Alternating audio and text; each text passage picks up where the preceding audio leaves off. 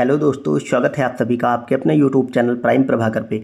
दोस्तों इलाहाबाद हाईकोर्ट के group C D exam के तहत आज हम देखने वाले हैं हिंदी की अपठित बोध, यानी कि जो गद्यांश वाला चैप्टर होता है।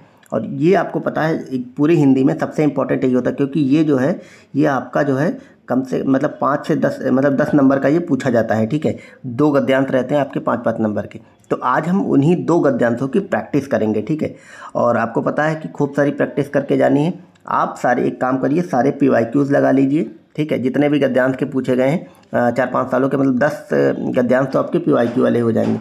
अगर नहीं लगाया है और आपके पास नहीं है तो आप लोग कमेंट करके मुझे बताएं, मैं ही अपने टेलीग्राम पे डाल दूंगा, तो आप लोग वहां से लगा लें। ठीक है, हालांकि आज के वीडियो में मैं आपको 2 गद्यांश कराऊंगा। इसके बाद मैं जब आपकी टेस्ट सीरीज कराऊंगा हिंदी के प्रश्न कराऊंगा, उसमें मैं गद्यांश आपको कराऊंगा कई सारे। ठीक है, तो वहाँ पे प्रैक्टिस हो जाएगी, क्योंकि गद्यांश में ऐसा क्या है, रटने वाला कुछ नहीं है, सिर्फ प्रैक्टिस करनी है आपको। और बहुत ही मतलब टफ आते भी नहीं है, इतना ईजी आता है कि आप 10-15 गद्यांश की प्रैक्टिस कर लेंगे तो ये 5-10 नंबर आपके ऐसे ही सिक्योर हो जाएंगे। ठीक है, तो सबसे पहले देखते हैं गद्यांश को। अब गद्यांश को प्रश्न करने के लिए सबसे पहले हम गद्यांश की पढ़ाई करते हैं कि गद्यांश में आखिर कौन सा भाव को कहा गया है, गद्यांश में कहा क्या गया है। ठीक है, तो चलिए शुरुआत करते हैं। गद्यांश हमारा कहता है कि भाषा का प्रयोग 2 रूपों में किया जा सकता है। एक तो सामान्य, जिससे लोक में व्यवहार होता है, और दूसरा साहित्य रचना के लिए, जिसमें प्रायः अलंकारिक भाषा का प्रयोग होता है। साहित्यिक रचना के लिए प्रयुक्त भाषा लोक भाषा का कार्य करते हुए भी उससे भिन्न होती है, क्योंकि इसमें कवि की कल्पना भी काम करती है तथा उसे परिमार्जित रूप में प्रस्तुत करती है। विद्वानों का अनुमान है कि जब से संसार में साहित्य का सृजन हुआ है, तभी से अलंकारिक भाषा प्रयोग में लाई जा रही है। संसार का प्राचीनतम ग्रंथ ऋग्वेद तथा आदि महाकाव्य रामायण इस बात के प्रत्यक्ष ग्रंथ प्रमाण हैं। इन दोनों रचनाओं में अलंकृत भाषा के उत्कृष्ट उदाहरण प्राप्त होते हैं। संसार के समस्त कवियों एवं साहित्यकारों ने इसी प्रवृत्ति का अनुकरण किया है। वस्तुतः अलंकृत भाषा के अभाव में काव्य काव्य नहीं कहलाता। इसी बात का समर्थन करते हुए कहा भी गया है कि अलंकार विहीन कविता के समान होती है। आचार्य भामा का भी कथन है कि जिस प्रकार किसी रमणी की सुंदरता अलंकारों बिना पूर्ण नहीं होती, उसी प्रकार साहित्य भी आभूषणों के बिना शोभा नहीं पाता। आचार्य दंडी ने अलंकारों को काव्य का शोभा विधायक धर्म माना है। आचार्य मम्मट और विश्वनाथ ने भी काव्य में अलंकार की महत्ता स्वीकारते हुए क्रमशः उन्हें सौंदर्य के उपकारक और शब्दार्थ के शोभातिशायी धर्म कहा है। ठीक है, तो ये 3-4 विद्वानों के अनुसार भी काव्य और अलंकार पूछा है। ठीक है, तो अब हम देखते हैं उन्हीं के अनुसार, मतलब इसी गद्य के आधार पे आपके एग्जाम में क्या क्या क्वेश्चन पूछे गए हैं इस गद्यांश में। ठीक है, तो पहला है साहित्यिक भाषा और लोक भाषा में एक प्रमुख अंतर क्या है। तो हमने अभी ऊपर देखा था, साहित्यिक भाषा और लोक। साहित्यिक भाषा परिमार्जित होती है और दूसरी अपरिमार्जित होती है। ठीक है, दूसरी है ये अलौकिक होती है और दूसरी लौकिक होती है। ठीक है, तीसरी है धर्म ग्रंथों में प्रयुक्त होती है और दूसरी लोक कथाओं में। आदर्शों पर आधारित होती है, कल्पनाओं पर। अब इन सारी चीज़ों को पढ़ो और आप अपने गद्यांश में जाओ। आपको याद नहीं होगा, मैं दिखाता हूँ। ठीक है, छोटा करके थोड़ा सा, कि साहित्यिक भाषा और लोक भाषा में प्रमुख अंतर क्या होता है। ठीक है, आप अगर गद्यांश को पढ़ें तो सीधा सीधा इसमें लिखा है, क्या लिखा है ये आप देख पा रहे हैं, साफ साफ लिखा हुआ है। क्या लिखा हुआ है, तथा उसे परिमार्जित रूप में प्रस्तुत करती है। इसका मतलब ये है, आप ऑप्शन में देखें अगर, तो साहित्यिक भाषा जो है वो परिमार्जित होती है और दूसरी जो है वो अपरिमार्जित होती है। यही इसका सही जवाब होगी। हालांकि जवाब ये सब भी सही हो सकते हैं, लेकिन आपके गद्यांश में लौकिक अलौकिक भाषा की बात नहीं की गई है। धर्म ग्रंथों में प्रयुक्त होने वाली और दूसरी लोक कथाओं में, ऐसी बात आपके धर्म मतलब इस गद्यांश में नहीं कही गई है। आपको ये जो सारे उत्तर देने हैं वो इसी गद्यांश के आधार पर देने हैं। दूसरा क्या है, लोक व्यवहार की भाषा कैसी होती है। तो लोक व्यवहार की भाषा आपको पता है, जो बोलचाल की सामान्य लोक भाषा होती वही बोलचाल की भाषा होती। अलंकार पूर्ण साहित्यिक भाषा लोकचाल लोक व्यवहार की तो भाषा होती नहीं है। संस्कृत निष्ठ लोक भाषा भी नहीं होती और व्याकरण सम्मत भी नहीं होती। ये एकदम सिंपल सा था। अगला है, संसार के अधिकांश कवियों ने जिस भाषा विषयक प्रवृत्ति का अनुकरण किया है वह प्रवृत्ति क्या है। तो कवियों ने जिस प्रवृत्ति का अनुसरण किया है वो अलंकृत भाषा है। हमने भी देखा था अभी बीच के गद्यांश में यही बात बोली गई है। लाक्षणिक एवं व्यंजना प्रधान भाषा का प्रयोग नहीं किया है। लोक व्यवहार की भाषा का प्रयोग नहीं किया होगा, लेकिन इस गद्यांश में ऐसा नहीं कहा गया। कोमलकांत पदावली का भी प्रयोग नहीं किया, ऐसा तो कहीं जिक्र नहीं है। अलंकृत भाषा का प्रयोग कवियों ने किया है और नॉर्मल बोलचाल की भाषा में लोक व्यवहार का व्यवहार हम सब ने किया है। यही इसमें पूछा गया। फिर अगला क्या है कि शब्दार्थ के शोभातिशायी धर्म अलंकार के समर्थक कौन से आचार्य हैं। तो ये तो साफ साफ उसमें लिखा हुआ है, आपको याद नहीं होगा, मैं बता दूं। आचार्य मम्मट और विश्वनाथ ने ऐसी बात कही है। ठीक है, फिर पांचवा है हमारा उपरोक्त अवतरण का उपर्युक्त शीर्षक क्या है। तो ये जो पूरा दिया है इसका जो शीर्षक रहेगा, साहित्य का स्वरूप नहीं, साहित्यिक पे बात नहीं की गई है। भाषा के विविध स्वरूप, इस पर भी बात नहीं। लोक भाषा और साहित्यिक भाषा नहीं।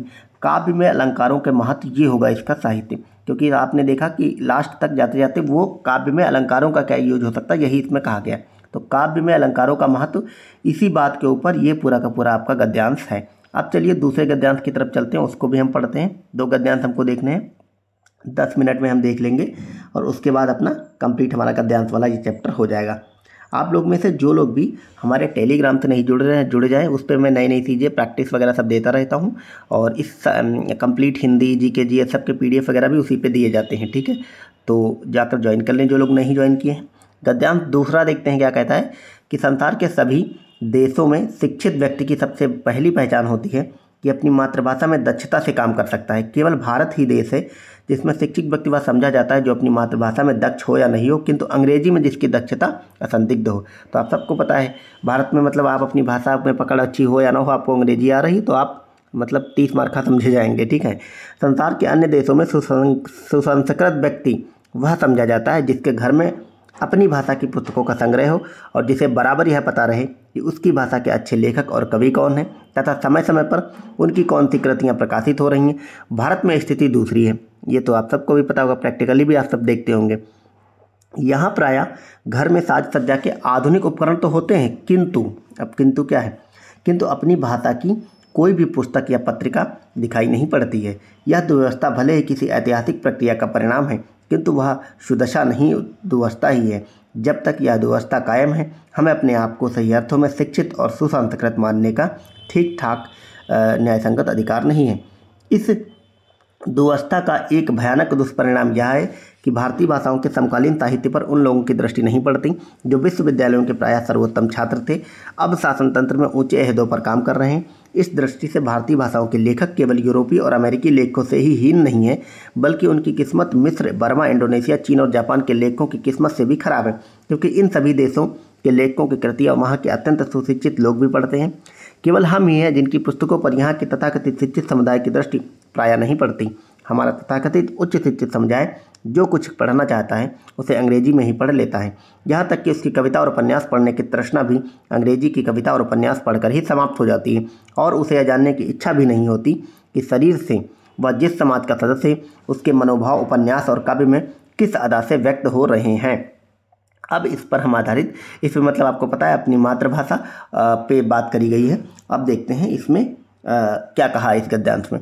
भारत में किसे शिक्षित व्यक्ति समझा जाता है? जो अपना नाम लिखना जानता हो? नहीं, इस गद्यांश में ऐसी बात नहीं की। जो अपनी मातृभाषा में निपुण हो या नहीं, किंतु अंग्रेजी भाषा में उसकी दक्षता असंदिग्ध होनी चाहिए। सेम यही लाइन आपके गद्यांश में लिखी हुई है, तो यही वाला आपका सही जवाब हो जाएगा। जो विद्वान हो नहीं, जो कम पढ़े लिखा हो नहीं। अगला है प्रायः घरों में साज सज्जा के उपकरण होते हैं, कैसे होते हैं? तो आधुनिक होते हैं। सेम यही लाइन लिखी हुई है, आप सबने देखा होगा, ठीक है। अगला है भारतीय उच्च शिक्षित समुदाय अधिकतर किस भाषा का प्रयोग करते हैं? तो आपको पता है अधिकतर अंग्रेजी भाषा का ही प्रयोग करते हैं, मतलब ऐसा इसमें गद्यांश में कहा गया। फिर है दुर्वस्था का अर्थ क्या होता है? दुर्वस्था, इसमें मतलब अर्थ और इसका जो विलोम है ऑलरेडी उसमें लिखा ही हुआ है, ठीक है। तो जो दुर्व्यवस्था का अर्थ है वो दुर्गति होता है, ठीक है। दुर्भाव नहीं होता, दुष्प्राप्य नहीं होता और सुदशा भी नहीं होती है, तो इसको विलोम हो जाएगा। अगला है प्रस्तुत गद्यांश का उपयुक्त शीर्षक क्या हो सकता है? तो शीर्षक कौन है? शिक्षा का महत्व नहीं, अंग्रेजी का महत्व नहीं, हिंदी और अंग्रेजी नहीं, शिक्षित कौन? क्योंकि इसी पे बात करी गई इस गद्यांश में कि जो अंग्रेजी जानता है वो शिक्षित होता है, जो हिंदी जानता है भारत में या अपनी लोक भाषाएं जानता है वो शिक्षित नहीं माना जाता है। तो शिक्षित कौन, इस पे यह गद्यांश आधारित है। तो मैंने आपको आज के इस वीडियो में 2 गद्यांश करके बता दिए। इन सब के मतलब PDF मैं अपने टेलीग्राम पर डाल दूंगा, ठीक है। अब हमारी हिंदी की मात्र 1 क्लास बची हुई है, वो मैं आपको अभी दे दूंगा इसके जस्ट बाद, और हमारी हिंदी कंप्लीट हो जाती है। तो 10-10 मिनट के वीडियो रहे, हमने 15-16 वीडियो में हिंदी को कंप्लीट करा दिया। आप इसको जब चाहें, मतलब 3-4 दिन भी अच्छे से लेकर के बैठे तो 3-4 दिन में आपकी हिंदी कंप्लीट हो सकती है। एग्जाम तक आप लोग 2-3 बार ज़रूर देख के जाएँ सारे वीडियोज़, और ताकि आप लोग अच्छे से इसको कर पाएँ। मैं आप लोग कहेंगे तो कंपाइलेशन भी इसका करके दे दूँगा एक ही वीडियो में, तो ताकि ये सब आसानी रहे आपको पढ़ने में, ठीक है। तो चलिए मिलते हैं अगले वीडियो में। Thank you so much, bye bye.